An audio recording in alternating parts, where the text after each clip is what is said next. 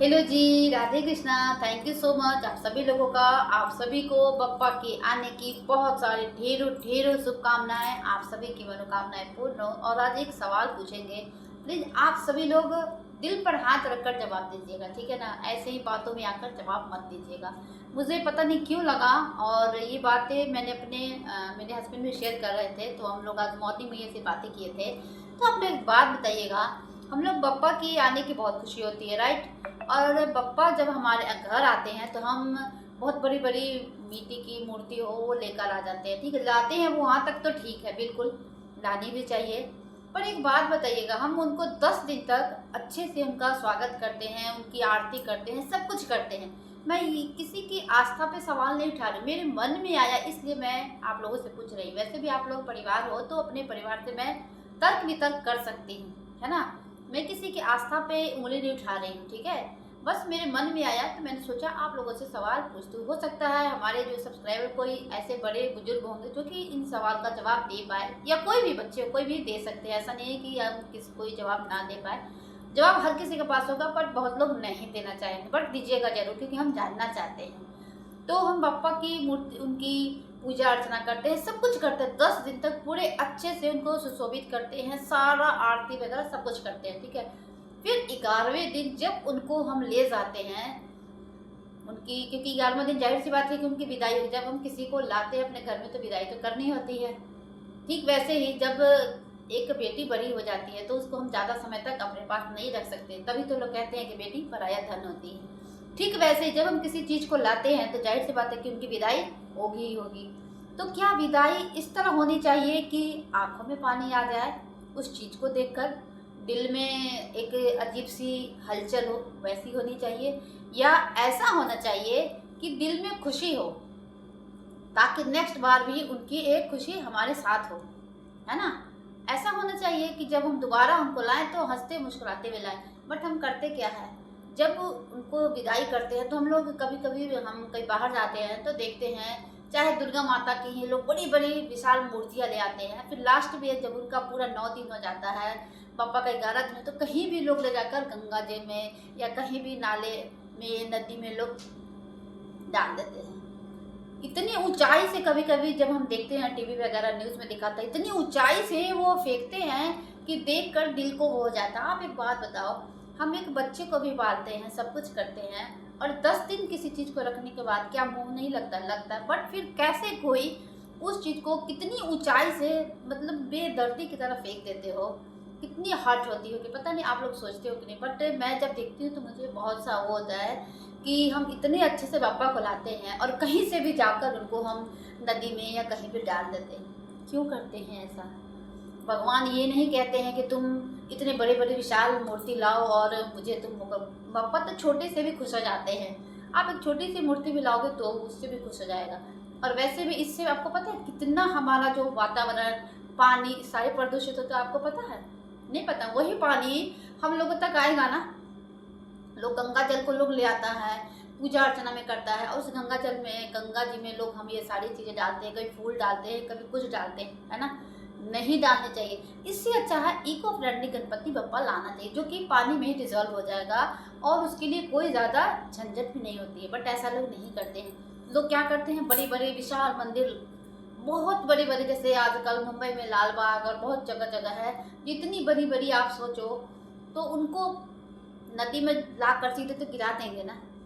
जब लाते हैं लोग तब तो बहुत खुश हो जाते हैं। तो ये बहुत गलत बात है, मुझे तो बहुत ही गलत लगा कि ऐसा नहीं करना चाहिए। अगर आप लाते हो तो अच्छे से उनका, जैसे आप उनको बुलाते हो उसी तरह अच्छे से जाकर उनका विदाई भी करना चाहिए। नहीं कि जैसे तैसे हो फेंक कर चले आ जाए, वो तो वैसे लगता है जैसे कि पीछा छूट गया, वैसे लगता है। मुझे बहुत अफसोस होता है लोगों की सोच पर, कि लोग कैसे कैसे सोच पालते हैं। अब कुंभ की मेला देखो, कुंभ मेला भी हुआ तो क्या लोगों को ये पता नहीं था, जो इतनी भगदड़ हुई और वैष्णो देवी मंदिर गए। अभी आप सभी ने देखा होगा कि कितनी आपदा आई, कितने लोग फंस गए, कितने लोग मर गए। तो एक बात बता, प्रशासन कभी नहीं बोलता कि आप आओ, वो आपकी जिम्मेदारी है अपने परिवार को लेकर, आपकी रिस्पॉन्सिबिलिटी है। आप इतने पढ़े लिखे तो हो कि अपने परिवार को कहाँ ले जाना नहीं ले जाना है पहले जांच पड़ताल कर ले। जब आपको पता है कि बरसात का सीजन होता है तो जाहिर सी बात है कि पहाड़ खिसकेंगे। जब पहाड़ खिसकेंगे तो रास्ते ऑलमोस्ट बंद हो जाएंगे। क्या आपको नहीं पता है? फिर अपनी जान को तो जोखिम में डालते, फिर दूसरे अपने परिवार को भी क्यों डालते हो? कभी कभी तो एक परिवार के सारे लोग खत्म हो जाते हैं ना। तो गॉड, भगवान ये नहीं कहते हैं कि आप आओ। अरे भगवान तो मन के भूखे होते हैं। आप जहाँ भी रहोगे, आप अगर वहाँ से भी अगर करोगे तो क्या उन तक नहीं पहुँचेगा? जरूरी नहीं होता कि वहाँ जाकर ही वो किया जाए। लोग क्यों जाते हैं? कोई लोग तो रील बनाने के लिए, कोई लोग वीडियो बनाने के लिए, जो कि मेरे हिसाब से बहुत ही गलत है। ठीक है, ऐसा नहीं होना चाहिए। हम खुद तो मरते ही हैं, अपने साथ साथ अपने परिवार को भी लेकर चले जाते हैं। वो बेचारे भी चले जाते हैं। मासूम छोटे छोटे बच्चे जो कि इस दुनिया को भी नहीं देखे होंगे, अभी तुरंत आए होंगे, और उनको भी जान जोखिम में डालते हो। तो क्यों करते? भगवान नहीं कहते हैं कि तुम आओ मेरे पास। अपनी सुविधा देखकर कहीं जाना चाहिए, कहीं भी। ठीक वैसे ही जब भी आप गणपति लाते हो, आप बहुत अच्छे से पूजा अर्चना करते हो, सब कुछ करते हो, तो उनकी विदाई भी उतने ही अच्छे तरीके से होनी चाहिए। ये नहीं कि कैसे भी डाल के चले आए। गलत बात है। हम जब देखते हैं तो मुझे बहुत अफसोस होता है, इतनी बड़ी बड़ी मूर्ति को लोग नदी में जाकर डाल देते। क्या नदी में डिजॉल्व हो जाता होगा? नहीं होता होगा। कभी देखते हैं गणपति बापा का कभी पैर, कभी कुछ कभी कुछ। पिछले बार हुआ था, हमने देखा, हमें बहुत अफसोस, बहुत बुरा लगा। ऐसा क्यों करते हो? इतनी लाओ, छोटी लाओ या इको फ्रेंडली लाओ ताकि पानी में अच्छे से डिजॉल्व हो जाए, है ना। ऐसे लोगों को दिखावा करके या ऐसे करके भगवान खुश नहीं होते। पर आजकल का समय है ना, जो दिखावे कर, लोग सोचते कि जितना बड़ा रखेंगे ना लोग खुश होंगे, लोग आएंगे, ये करेंगे वो करेंगे। अरे लोगों के चक्कर में आप अपना और पर्यावरण का क्यों नुकसान करते हो? नहीं करना चाहिए। फिर बाद में लोग कहते हैं शुद्ध हवा नहीं मिलती, शुद्ध पानी नहीं मिलता, शुद्ध खाना नहीं, कैसे मिलेगा? उसके जिम्मेवार आप और हम जैसे आम जनता है। तो जिस दिन इन सब बातों को सोचने लगेंगे ना, तो यहाँ का पानी, हवा, खाना सब कुछ सही हो जाएगा। आप खुद सोचो, पहले के लोग बहुत समय तक जिंदा रहते थे, अब क्यों नहीं रहते? अब किसी को शुगर, किसी को टीबी, किसी को कुछ डायबिटीज। सबसे आम बीमारी है जो डायबिटीज, हर किसी के पास है। जो 30 का हो, 30 का पास जैसे ही पार होते हैं उन हर किसी को डायबिटीज और शुगर, ये दो चीज, लड़का लड़की, पुरुष हो महिला हो, हर किसी को ये होता है। क्यों होता है? कि खान पान सही नहीं है। खान पान सही कैसे रहेगा? उसको हम लोगों ने इतना प्रदूषित कर दिया है। और कुछ लोग तो इंजेक्शन दे देकर देते हैं, दाल हो चावल हो, कुछ भी सही नहीं है। उसके जिम्मेवार हम लोग खुद हैं। तो इसलिए हमें कोई हक नहीं बनता कि हम आने वाली पीढ़ी को अपाहिज बनाएं। हमें ये हक नहीं है। हमारी आने वाली पीढ़ी बिल्कुल अपाहिज हो जाएगी। क्यों? ना उन्हें शुद्ध खाना मिलेगा, ना हवा मिलेगा, ना पानी मिलेगा, तो अपाहिज तो होगी।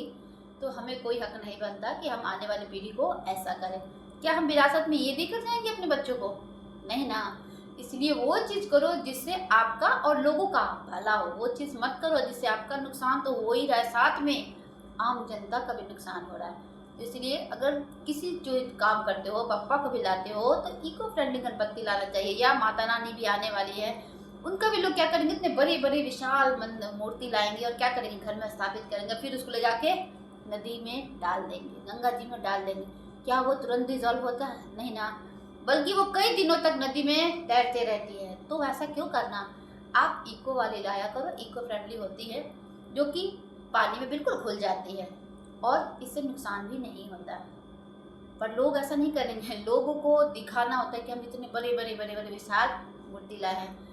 लोग आएंगे, लोग चंदा देंगे। लोग जितने खर्च करते हैं ना, उतने चंदा से लोग इकट्ठा कर लेते हैं। तो इसका मतलब आप में कैपेसिटी नहीं है जो आप लोगों से भीख मांगते हो। ये तो कहते हैं ये खुद से करने का चीज़ होता है। फिर लोग क्यों मांगने आते हैं कि भाई तुम चंदा दे दो, तुम चंदा। कहते हैं माता रानी का या पापा का कोई भी चीज़ होता है त्यौहार, तो ये दिल से किया जाता है, ना कि किसी से मांग के किया जाता है। ये तो दिल की श्रद्धा की चीज़ होती है। बट आजकल के समय में लोग कहते हैं इतना चंदा दूँ, इतना चंदा दूँ, ये दूँ वो दूँ। क्या पापा बोलते हैं? क्या माता रानी कहते हैं कि तुम मुझे इतने पैसे चढ़ाओ, उतना चढ़ाओ? नहीं, वो तो सिर्फ प्यार के भूखे हैं। उनको, माता रानी को या पापा को आप एक फूल चढ़ा दो या आप तुलसी चढ़ा दो, कुछ भी, उनसे भी वो खुश हो जाते हैं। उनको जरूरत नहीं है इन सारी चीज़ों की, उन्हें पैसों का कोई मोह नहीं है। बट लोग अपनी सुविधा के लिए लोग करते हैं, ताकि लोग आएंगे, देखेंगे, तो उनका ये बढ़ेगा। जब खूब करेंगे तभी तो इनका वो बढ़ जाएगा। इसलिए लोग करते हैं, तो गलत बात है। आप अपनी सुविधा के लिए लोगों के जान के साथ कितना खेलते हैं, कभी सोचिएगा। ठीक है, इन सब से सबसे जरूरी हमारा जो वातावरण है बहुत प्रदूषित होता है। तो अगर इन सब चीज़ पे अगर हम रोक आज नहीं करेंगे तो सच बोलती हूँ कि हमारी आने वाली पीढ़ी बिल्कुल अपाहिज होगी। ना वो अच्छे से इंजॉय कर पाएगी, ना खाना पाएगी, ना ही हंस पाएगी, कुछ नहीं कर पाएगी। जब उसको साफ हवा पानी कुछ नहीं मिलेगा तो वो कैसे काम करेंगे, कैसे आगे पीढ़ी बढ़ेगी। तो इसलिए अगर सही में अगर आप लोग चाहते हो तो सोचिएगा जरूर कि क्या हमने गलत बोला, एक बार सोचिएगा। ठीक है ना, यही कहना था। और यदि किसी के पास भी अगर जवाब हो तो ज़रूर बताइएगा, हम प्लीज़ हम जानना चाहेंगे कि क्या हमने गलत बोला, तो ज़रूर बताइएगा। And thank you so much.